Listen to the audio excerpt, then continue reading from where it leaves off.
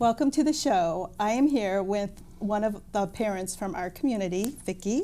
Would you like to introduce yourself? Sure. My name is Vicky Depiore.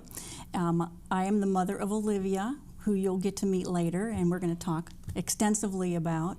We live in Twinsburg, and Olivia is 26 years old, and she is living life large. We are having a great time. Well, let's talk about Olivia for a minute. Take us back to the day when Olivia was born. Okay. So again, 26 years ago. So we lived here in Cleveland, and we were very clear about making sure that we understood who our OBGYN was, who her delivery was going to be through. We interviewed the hospital, we interviewed doctors. We thought we were doing everything the right way. I know you're very thorough. Yeah, a little too much probably sometimes. And then your expectations are a certain way. So it was time, after some Braxton Hicks and things like that, it was time for the delivery. So here we were, ready to go. Took 34 hours of labor, and then they said, no, she needs to be delivered by C-section, which at the time didn't shock me. I knew that that was a possibility with any childbirth. So went in there, got ready to go. Of course, my husband, John, is nervous, I think twice as nervous as I was. And as she was being delivered, he came to me and I saw the tear in his eye. And it wasn't a tear of like extreme happiness, but it was a tear of concern as far as I was concerned. And he immediately, even before they were stitching me up, said that the doctor thought there was a high propensity that she had Down syndrome. So here I am laying there on the table thinking, okay, I think I need to care about what's going on here right now before the next steps. So then once you get back to the room and you're starting to digest everything, they had to rush her to Akron Children's Hospital because there was some issues with her lungs. And after that, they did find that there was a hole in her heart. So there was some concern about making sure that she was being carried in a NICU area that was professional in that situation. So as we're trying to digest the diagnosis, you know, what does that mean for her? What does that mean for us? So someone did come and tell you? The doctor immediately told my husband, actually right after she was delivered, still in the operating room, which kind of surprised me too. That wouldn't they wait until both of you were together? Together, and maybe in a calmer setting than in an operating room. So as time was going by, we said to ourselves, we're going to treat her like any other child. We're going to bring her up just as we had planned in the past by saying, we'll include her when she needs to be included.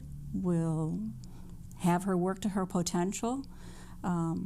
So we were talking about these things, and then of course with the C-section, and she was in a different hospital, I didn't get to see her.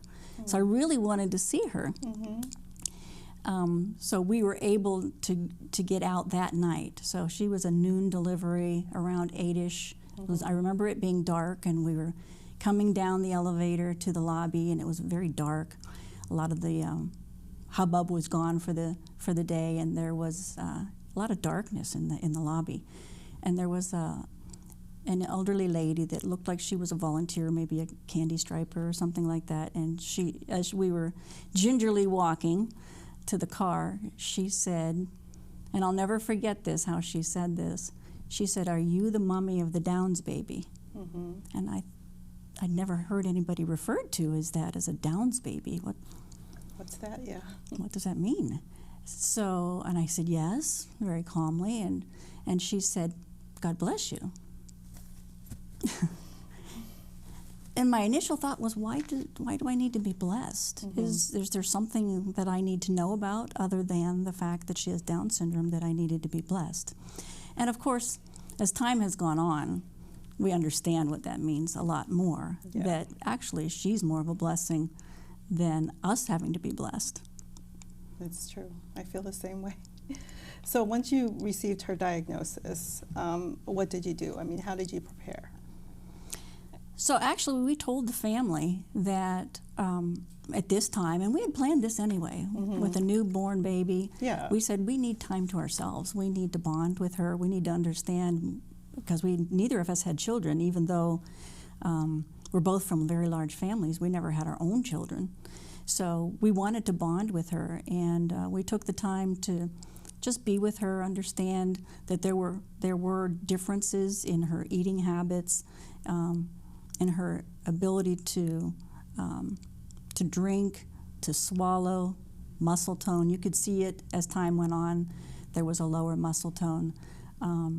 But you know, I think what really reinforced it even more, even though we physically didn't have people coming to the house because we wanted to be that unit, my mother was a nurse, and of course she was a parent of 9 kids. And she just very calmly and laissez-faire said, treat her just like anybody else. She's just like any other child, and give her every opportunity. She'll be fine. And she kept saying, she'll be fine. She's going to be okay. That's just the way my family is. It'll be okay.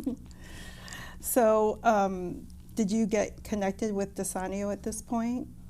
We got connected probably when she was maybe closer to 3 or 4. Okay. And as time went on and we started working with the Department of Developmental Disabilities, we had occupational health or occupational therapy, physical therapy come in. And that's when they did say that, did you know that there was a support group here in the Cleveland area that could give you guidance, that could give you information, to just give you the support that you need where you may not know is there or what's needed with an individual with Down syndrome.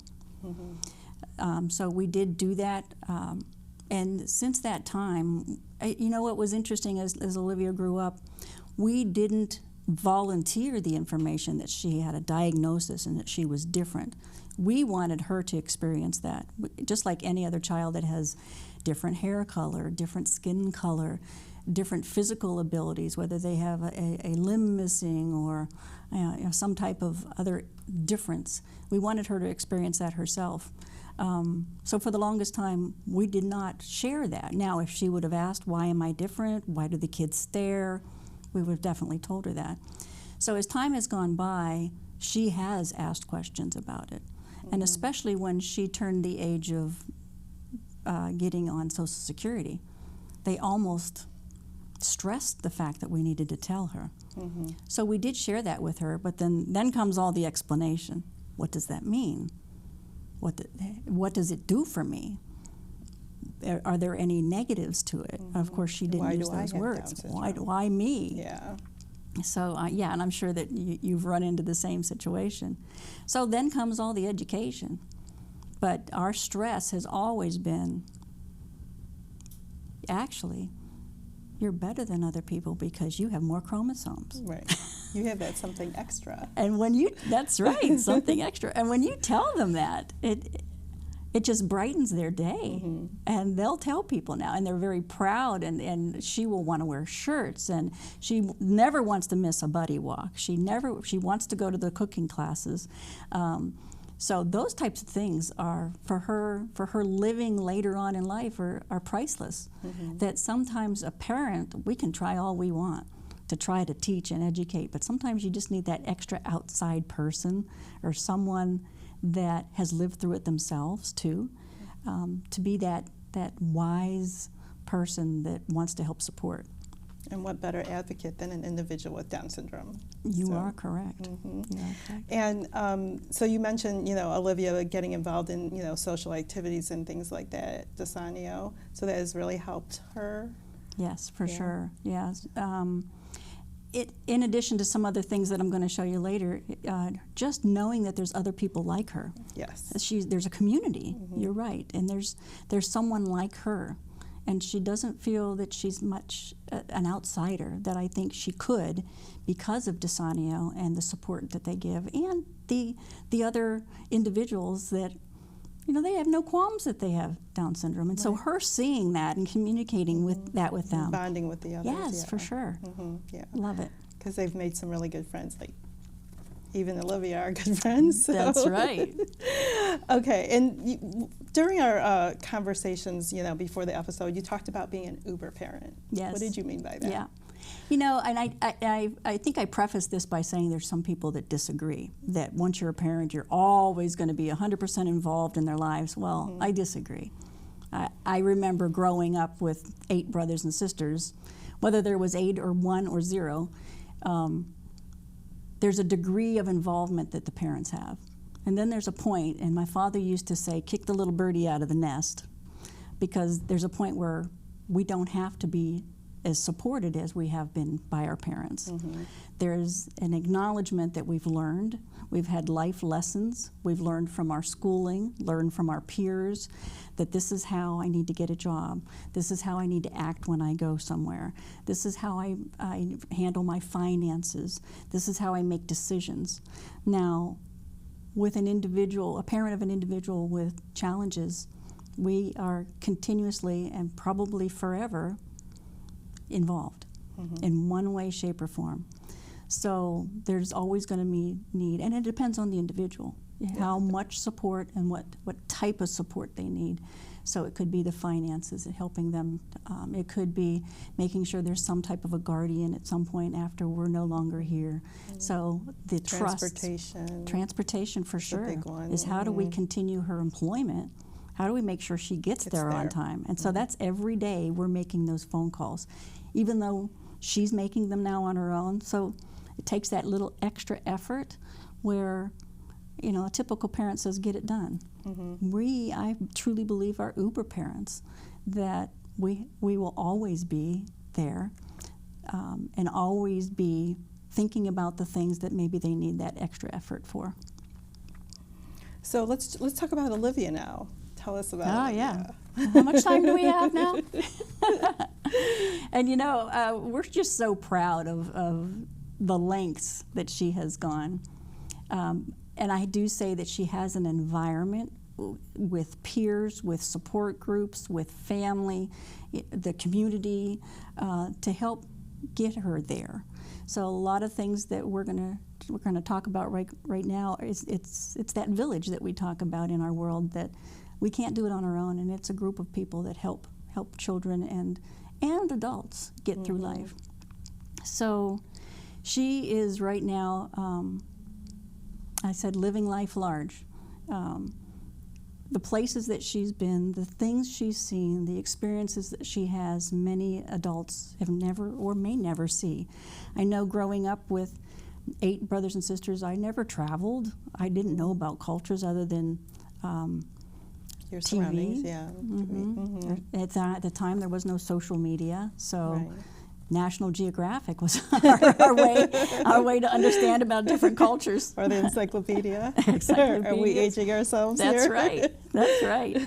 So right now, and this has been happening since about 2016 or 17, where we do travel the world, and her catchphrase is advocating for inclusion one runway at a time. I love that. And, you know, I was thinking about this earlier today, is part of that Uber parent experience is exposing our children, our young adults, to experiences. If we don't expose them, if we don't give them that visibility, how are they going to know, just like anybody else, what I want to do for the rest of my life? I like this, I don't like that, because I've had an experience with it. So we expose them to these experiences so then they can learn, this is where I want to go. Then we, as those Uber parents, have to say, okay, do they have some skills? Do they have skills in this area that we can actually hone? We can help them hone to actually be successful in that area. Now for Olivia, she sees a camera, watch out. She turns it on. She sees that camera, but then also, you know, I'll talk about that she studies. She studies, she works on it, she practices, just like any other career or any other ambition. But we noticed that when she saw that camera, she had a different look. We noticed that when she started looking at models in videos, she could mirror those moves, those looks on her face, the movement of the elbows, the arms, the legs, the hips, all those different movements. She could do that. And then we started saying, try this. She could do it. As long as you gave her the opportunity, showed her how to do it, gave her some time to practice, just like anybody else. Exactly. So there was that experience that we noticed, there's her niche right there. Now what can she do with that? What can she do with that to make a difference in the world? Because I truly believe, and I say this to a lot of people, is we're put on this earth for a footprint. And what kind of footprint are we making? Are we leaving a concrete footprint that people will say, Olivia did that, Eve did that, Maria did that. She made a difference in the world. And I know that some people might think, oh, that sounds really corny. But really, why are we here? We're here to make a difference. I agree. And when Olivia was younger, she received a second diagnosis, which she also advocates for. Let's talk about that. Correct. Yeah, that was an interesting Halloween time of 2003, where she had been having strep throat, and during a 6-month period, she had it 6 times. And they kept saying strep throat, and we kept treating it, and we knew something just wasn't right. So Halloween, she really wanted to go trick-or-treating, but she was so sick we had to put her in a wagon to wheel her around, and she didn't make many houses. So the next morning, she woke up and her neck was ballooned out. And so right away we got her to the doctor. They ran the blood tests. Right away they said that it was acute lymphoblastic leukemia, so ALL. That changed our world, because there's certain things we have control over and there's certain things that we don't. With the Down syndrome diagnosis, she was making good headway. We were understanding the diagnosis. We were understanding what our roles were. But when it comes to a medical diagnosis where individuals can die because of it, I had no control over that. I had to put my faith in the medical community and God. So with that, she went through 3 years of chemotherapy, all types of injections, all types of other treatments. Along with that comes weakening of lungs. So there was several bouts of pneumonia, spinal taps.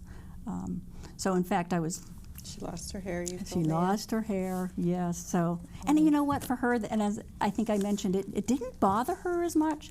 As you get older, and I think that you become ill like this, we as adults, because we have more familiarity with it, we understand, we see other people dealing with it, that we know how chemotherapy is going to affect, what possibilities could affect as far as our reproductive organs, as far as our other type of organs.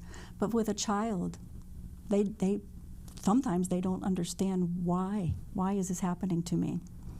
So when you talked about the diagnosis, how did that go for us? I truly feel that we went through the 5 series of grief.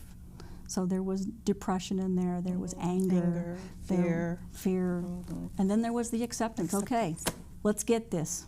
We got to make this work. So again, Uber parents kick in. So I brought just one. There's probably 5 or 6 files.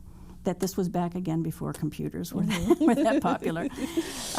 But one of the things that we did, because as a parent of a child that's sick, we needed to make sure we did everything properly. Because if I give the wrong pill at the wrong time or the wrong injection at the wrong place, what could I do to her? I could possibly kill her. And that's what I was thinking about. I could mess up so bad that I could actually make it worse. So we actually kept a I love spreadsheets. Spreadsheet, yes, thank you.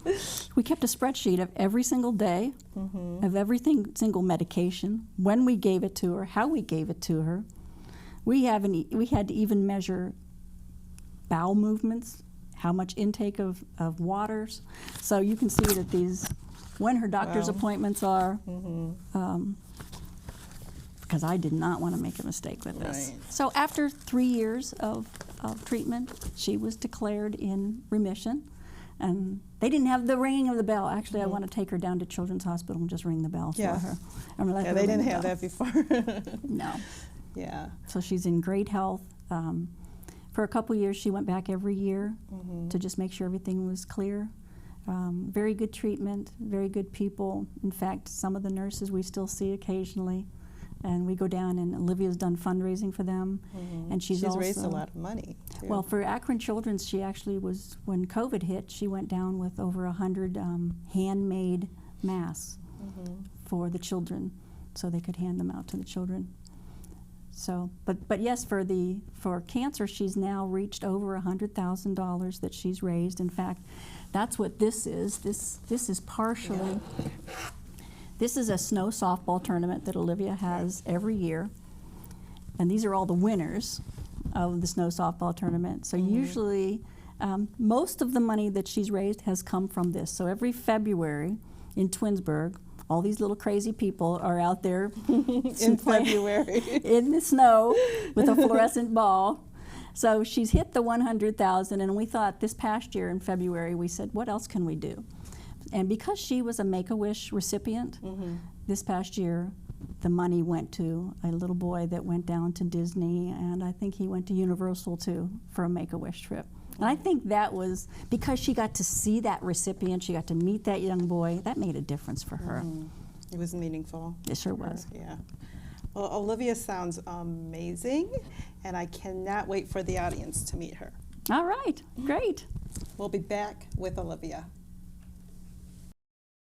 There are 16 million children struggling with hunger in America. This is a serious problem, but one we can solve. Visit feedingamerica.org to help. Together we can solve hunger. Together we're feeding America. Welcome back to the show. I am here with Olivia. Hi, Olivia. Olivia is actually one of the associate board members at DeSanio, and she's 26. So Olivia, tell us, what do you enjoy doing? I'm doing good modeling, and it makes me very happy. It makes you happy. Do you have another job? Oh yes, I do that. My job is Walmart. Donia, Walmart. What do you do at Walmart? Sorting T-shirts and clothes. I over there sorting. But you really enjoy modeling, yes. right? How did you get into modeling? That's from Darlene. Darlene? Darlene James from Darla Fox, Oh, which is a boutique okay. that started in Bedford and now is actually downtown in Tower City. Oh, I think I remember them. Were they at South Park Mall? They were at South Okay. Park. So you started modeling for her first? Oh yes. Yes. And what did you do? Like just a fashion show? You got hooked? Yes. And do you do both print and runway modeling then? Oh yes. Yes. And you've received many awards. Oh yes. Yes. Vicky, can you tell us about some of these awards? Over I here? sure can. The top triangle-looking awards were awards that are given to Olivia for all of her advocacy and inclusion while she travels the world running on the runway, walking on the runway. So one is for diversity and inclusion, and I think the other one, if you could help me to your right up on top, the other one. This one? No, on the other side, yeah. It talks about Young Leader of the Year. Young Leader of the Year. So that was given to her last year. She won those 2 awards. The other awards that you see there, like the top in the middle, that actually came from when we were in Dubai. Olivia was a guest speaker and a guest runway model for the Milestone Global Awards that are given out from a group in India, but that was in Dubai. So she also was a guest speaker and a model for that. The trophy right beside the picture, those 2 are linked. So what that is that photograph was actually produced by Olivia. Olivia had gone, and I had gone to a photography session, how to, some of the ideas of how to make a good photograph. And it talked about shoot through. That concept of her being shot through the motorcycle wheel. Oh, that's a motorcycle? That's a motorcycle wheel, and that's her on the other side. So she said to the photographer, I'd like you to shoot through. So she laid down on the other side of the motorcycle wheel, and that has won numerous awards. So this was your idea, Olivia? It was her idea, so that's won awards from Sweden, Canada, Russia, Actually, that one is called The Black Swan, that I believe is from Russia. So that's won about 6 or 7 awards in film festivals. Amazing. So, how do you use your modeling career to advocate for individuals with Down syndrome? Down syndrome, do dream big for that, and Dream big. dream big and have fun, and make that dream come true. What is the saying? I think Vicky said it earlier. Oh yeah. Advocating for inclusion, Inclusion. one runway at a time. Time. Yes. What have you done as far as advocating then?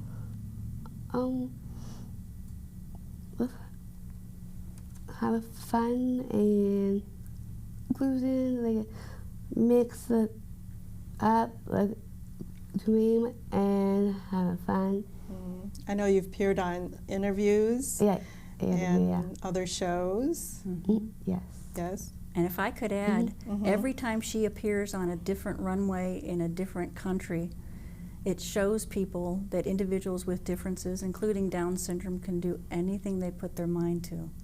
So as time goes on and she's going to all of these places, we're now getting phone calls from Singapore, from the Netherlands, saying, we want to be involved.